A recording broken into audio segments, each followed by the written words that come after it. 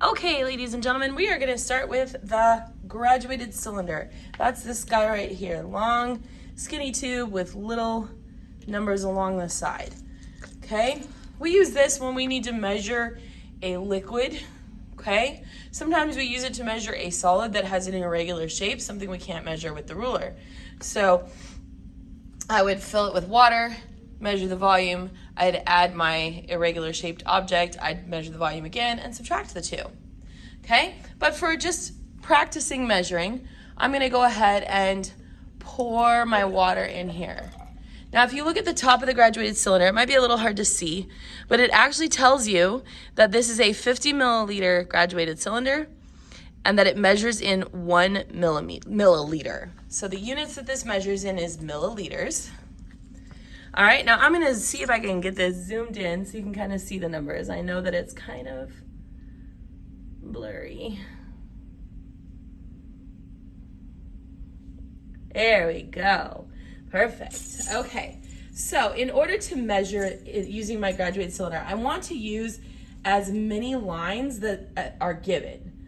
Okay, so in my graduated cylinder, I've got the number 20 down here, and then I've got the number 30 way up here. And it looks like we're almost to the 30. Not quite, but almost to the 30.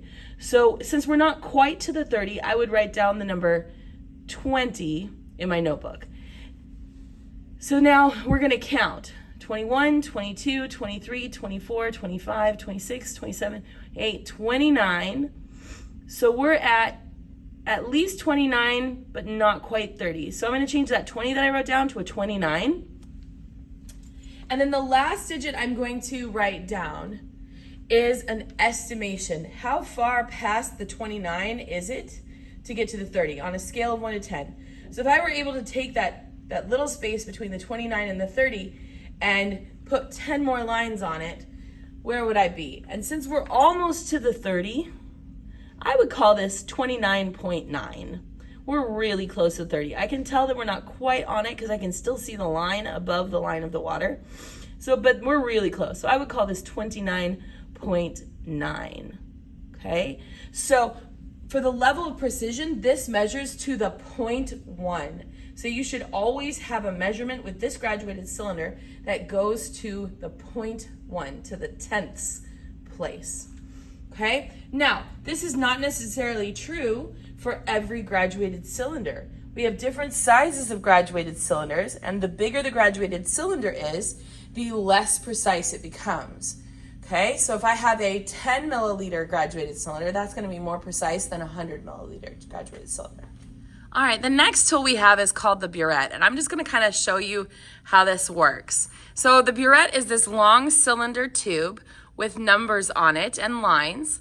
At the bottom, we have this little device called the stopcock. I'm going to show you how we work the stopcock. You don't want to control the stopcock from the outside because this bottom piece can come off. So we're going to use like this, and we slowly rotate it until we set up a very slow drip. So the burette is going to be used when we want to add things. See, I've gone too far, too fast. So I'm going to kind of close it. There we go. I've got a nice good drip going. Okay.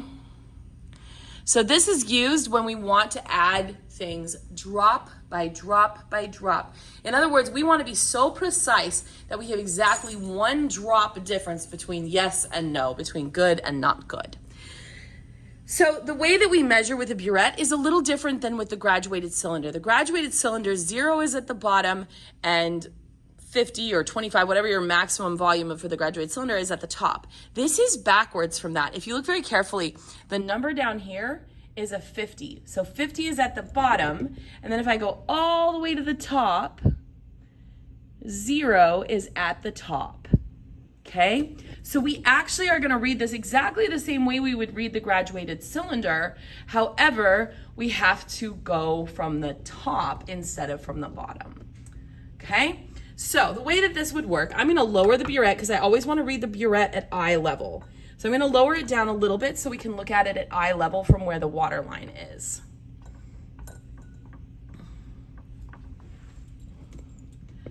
Okay.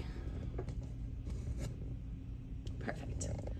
All right, so I'm gonna try and zoom in. There we go. Now, do you see how it's got kind of a little bubble on it? So it's not level with the line, it kind of goes down. We call that the meniscus, all right? And the reason that that happens is because the water is attracted to the glass. Okay, glass has little charged particles in it that the water is kind of attracted to, and so it sort of pulls up at the edges. Where we want to measure from is down here at the very bottom of the meniscus. Okay, so when I am measuring this, I am going to go from the top down.